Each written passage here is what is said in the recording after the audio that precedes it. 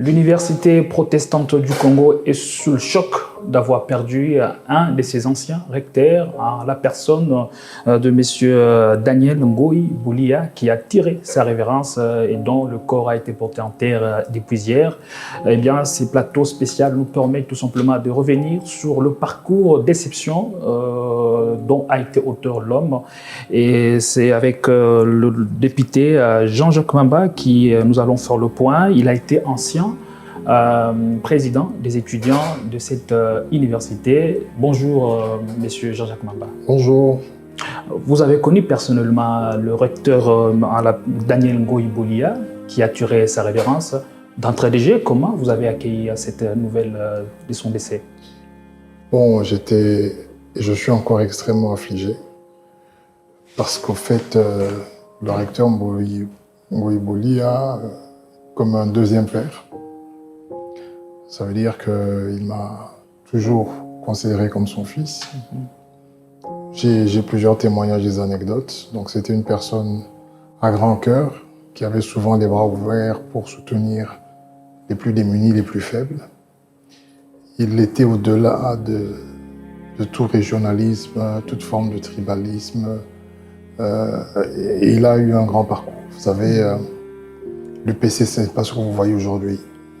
L'UPC, c'était 2 bâtiments sous-loués dans le collège Chaoumba. Et tout ce que vous voyez érigé en termes de bâtiments aujourd'hui, c'était pratiquement vide. Okay. Je crois qu'il a donné toute sa vie pour faire de cette université ce qu'elle est devenue aujourd'hui. Il a mis toute son énergie. Aujourd'hui, au-delà des bâtiments, mais c'est aussi la première université privée, en tout cas tous ceux qui sont devenus cadres dans ce pays, tous ceux qui venaient du secteur privé, que ce soit dans les banques, que ce soit dans les cabinets ministériels, sont pour la majorité venus de l'UPC, parce que lui-même s'était aussi assuré, via plusieurs partenariats, que la qualité de l'enseignement était sa priorité, était maintenue. Et donc, même dans le recrutement des professeurs, je crois qu'il y a eu quand même cette volonté-là d'hisser notre université à un certain niveau qui répondrait à des standards internationaux. Aujourd'hui, en même temps, j'ai un sentiment entremêlé de tristesse, mais en même temps d'un peu de joie. Parce que je considère que s'il y a des personnes dans ce pays dont on pourrait continuer à parler, dont on pourrait servir comme exemple, il en fait exactement partie. Et donc, nous allons continuer à le pleurer, mais la meilleure manière de faire, c'est aussi de continuer l'œuvre qu'il a commencée, parce qu'aujourd'hui, je vous parle, ça fait des années. Donc, mon fils, d'ailleurs, il est en première licence à l'UPC. Il a eu le recteur comme recteur, et moi, j'ai eu le même recteur.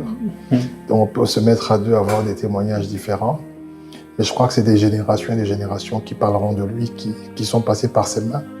Donc, plus de 20 ans, ou depuis 30 ans à la tête de cette université. C'est plusieurs promotions, c'est plusieurs générations. L'UPC, sous son leadership, a offert à la République plusieurs cadres. Moi, je suis un exemple, mais apparemment, il y a beaucoup qui sont allés même un peu plus loin. Il y a eu des ministres qui sont sortis de l'UPC. Peut-être qu'il y aura un jour un président de la République qui est aussi à l'UPC. Naturellement. Donc voilà un peu. Vous le rencontrez en quelle année, si vous pouvez encore vous en souvenir, et comment se passe déjà votre première rencontre avec M. Boulia? Moi, je suis un garçon... bon, allez, on ne va pas dire je suis, parce que c'est vrai que j'ai encore été turbulent au Parlement il n'y a pas longtemps. Mais moi, je suis à l'Université protestante en 1994. J'étais un étudiant démuni, parce que j'étais orphelin à l'époque. J'avais déjà perdu mon père 4 ans plus tôt. Certains pensent qu'à ces temps-là où vous avez étudié, vous étiez en Europe. Non, j'ai fini ma licence à l'UPC. J'ai fait l'Europe après pour faire un 3e cycle, mais ça c'est vraiment bien après. Mais je veux dire qu'en 1994, j'étais à l'UPC. Et j'étais orphelin, donc c'était déjà difficile à l'époque. On ne payait que $200, mais les $200 de l'époque ne valent pas les $200 d'aujourd'hui. Donc c'était très difficile pour les parents, notamment ma mère, d'assumer cela. Et donc, comme je tenais à aller dans cette université, elle s'est sacrifiée. Elle a pris quelques pagnes qu'elle avait, quelques casseroles, elle les a vendues. Et d'ailleurs, même après avoir fait tout cela, nous n'avons eu que la moitié de ce qu'il fallait payer. Et des gens de bonne foi ont complété le reste pour que je fasse mon premier graduat. Donc à cette époque-là, c'est vrai que je ne connaissais pas le recteur parce que j'étais nouvel étudiant. Et nous, on était à Chaoumba, donc on était plutôt de l'autre côté, au lycée Chaoumba. Et donc en 1994, je commence l'université avec beaucoup de difficultés. Et c'est en 1995, alors que ma mère se posait la question de savoir comment est-ce qu'elle allait faire pour payer la deuxième année, qu'à ma grande surprise, le comité de gestion piloté par le recteur décidera d'encourager tous les étudiants qui avaient été passés en première session. Okay. Et donc, à partir de ce moment-là, le comité de gestion avait décidé de donner des bourses. Et nous étions au nombre de 5. Il y avait un ami à moi aussi, Ilolo Bouya. Je le salue, il est à Paris en ce moment. Et on arrivait comme ça le matin, on voit nos noms affichés sur les valves comme bénéficiaire des bourses. Donc, à partir de ce moment-là, je savais que je ne payais pas cette année-là. Et donc, ma première rencontre avec lui, c'est lorsque, pour la même année, on organisera les élections pour le président du comité des étudiants. Okay. Et moi, j'étais en deuxième graduat, je me suis présenté, mais bon, les élections avaient été boycottées parce qu'on estimait que nous qui étions à Chaoumba étions tellement nombreux et nos aînés de deuxième licence ne pouvaient pas imaginer qu'un étudiant de deuxième graduat puisse les diriger. Donc, à partir de ce moment-là, moi, j'ai déposé ma candidature. Et il n'y a pas eu élection. Donc, on a boycotté les élections. En tout cas, les aînés ont boycotté les élections. Et c'est à ce moment-là que je rencontrerai le recteur. En deuxième graduat. Il me trouvait un peu courageux. Bon, il est venu pour faire des pourparlers. Et puis, il a nommé un comité provisoire qui allait gérer cette année-là et tout ça. Donc, je passe en troisième graduat et je me représente. Alors, cette fois-là, on quittait tous Chaoumba pour le grand campus parce qu'il avait déjà entamé une série de travaux pour loger tous les étudiants. Il y a des homes qui étaient construits, élargis. Il y avait des plans déjà pour construire des gros auditoires et tout ça. Alors, c'est cette année-là que je deviens président des étudiants finalement. Okay. Donc, en troisième graduat, je deviens président des étudiants et forcément, on doit avoir une relation parce que moi, je représente les étudiants et lui, il représente l'université. Alors, pour la petite anecdote, donc je deviens président. Cette année-là, je ne paye pas parce que les présidents des étudiants ne payent pas. Okay. Mais en même temps, je suis au défi des promesses faites aux étudiants. Je dois les défendre et tout ça. Donc, j'étais fougueux. Et donc, à un moment donné, la petite anecdote pour cette histoire-là, c'est qu'il y avait le conseil d'administration de l'UPC. Et dans ce conseil, il était décidé, c'est là où on prenait les décisions sur l'avenir de l'université. Il y avait tous les aspects qui étaient évoqués, notamment le Minerva, l'augmentation des frais, ainsi de suite. Donc moi, j'arrive au conseil d'administration, nous n'avons pas de voix délibérative, on est comme des observateurs, le président du comité des étudiants. Et il y avait le Monseigneur Bokele Ale, qui était d'ailleurs une personnalité de grande envergure et qui était très créé à l'époque. Et donc... Vous êtes passé par des bonnes mains. Oui, alors là, on est au conseil d'administration, le recteur est là, son éminence Bokele Ale entre dans la salle, tout le monde se lève, tout le monde avait la tête baissée, moi je ne comprenais rien du tout. Et donc la séance est ouverte et à un moment donné, il y a le professeur Kiyanga qui se lève pour dire qu'on devait augmenter les frais de scolarité. Bon, moi je suis président des étudiants, les étudiants m'attendent dehors, ils m'ont élu pour les défendre. Et j'arrive dans un conseil d'administration, je n'ai pas de voix délibérative. C'est votre tout premier défi en tant que président des étudiants. Voilà, donc à ce moment-là, les étudiants sont dehors en train de m'attendre. Ils se sont engagés à m'élire pour que je les protège, en tout cas leurs intérêts. Et j'arrive dans un conseil de délibération où je ne peux pas voter, mais il faut que je m'exprime quand même. Voilà. Alors à partir de ce moment-là, je réfléchis pendant le conseil. C'était un conseil qui devait se tenir pendant 2 jours.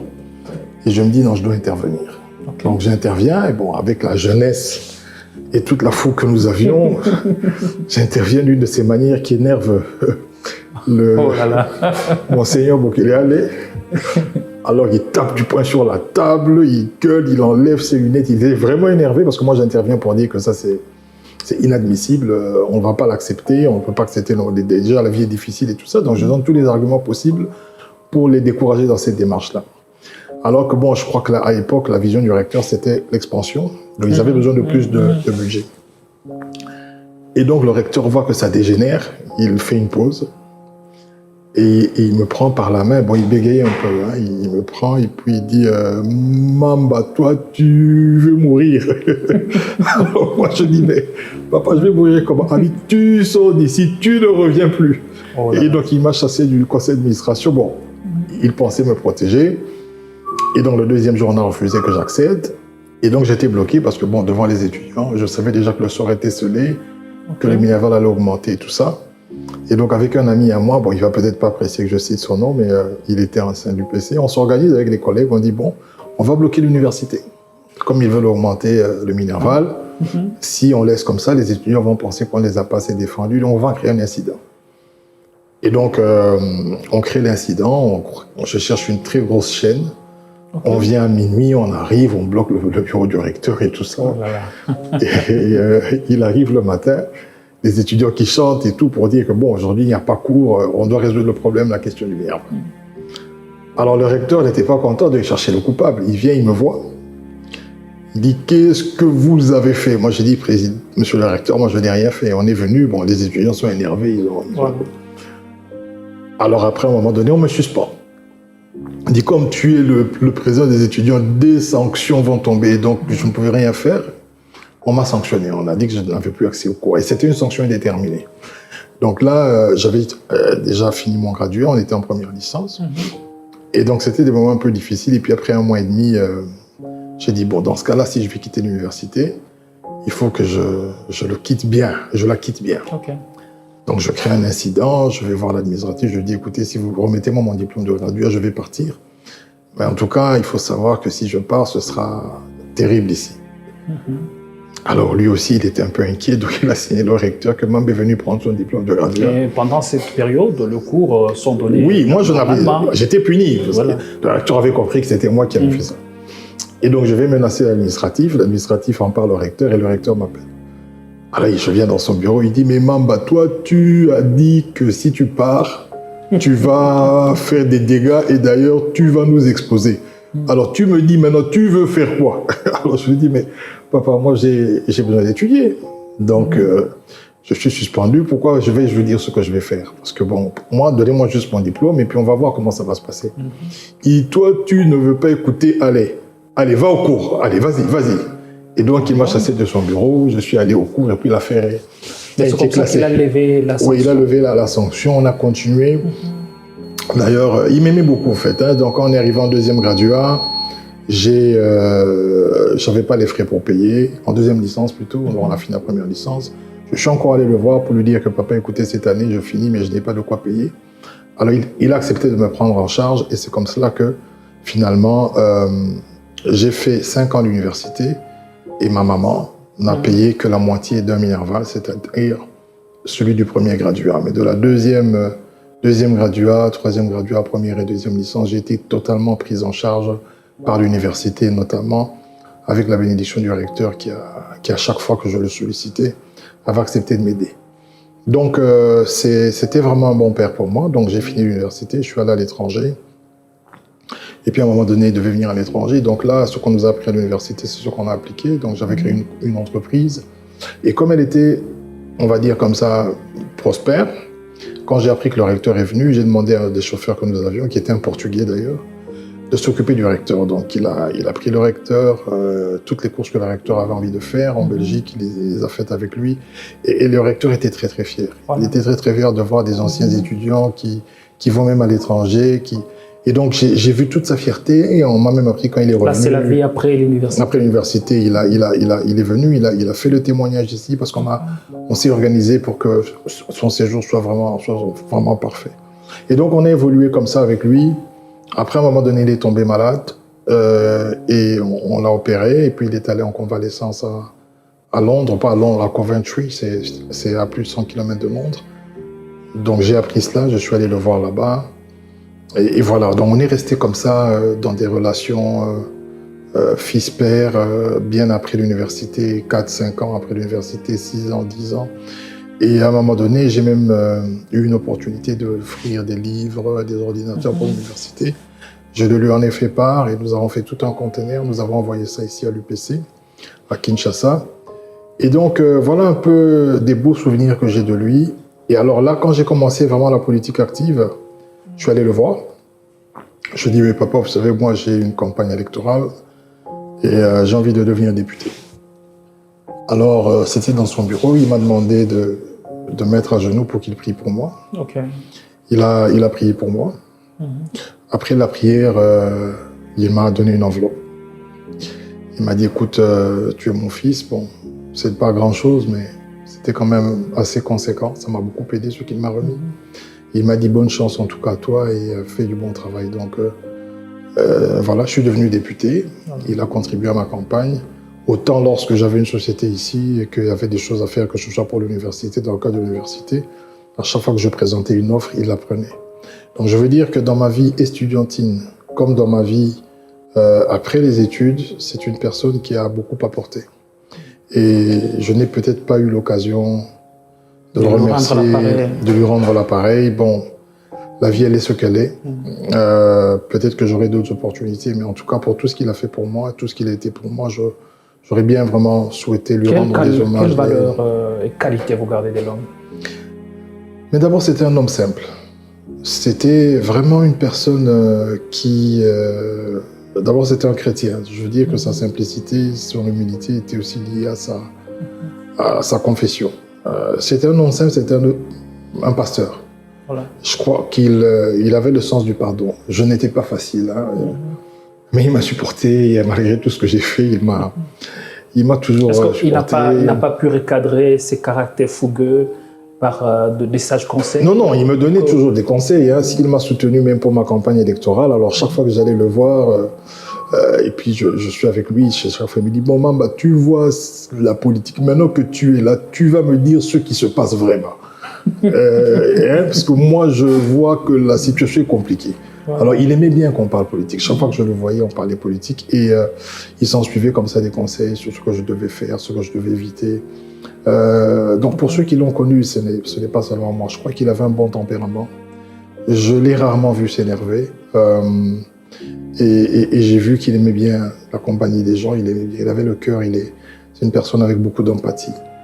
Et donc voilà ce que moi je peux retenir de lui en dehors de la relation personnelle, parce que là je parle d'une relation qui était finalement une relation de filiation, une relation comme un père. Je dis que c'est mon deuxième père.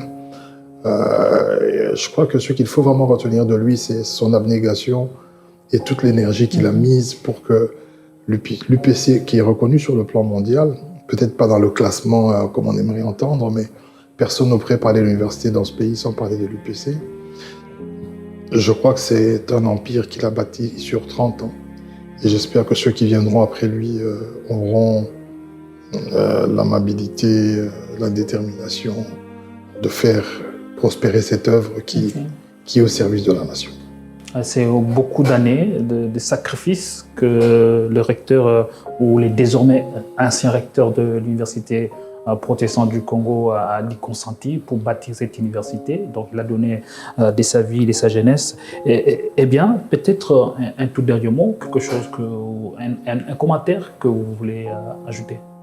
Oui, je pense qu'il y a... l'université protestante aujourd'hui, c'est plus de 4 à 5 000 étudiants.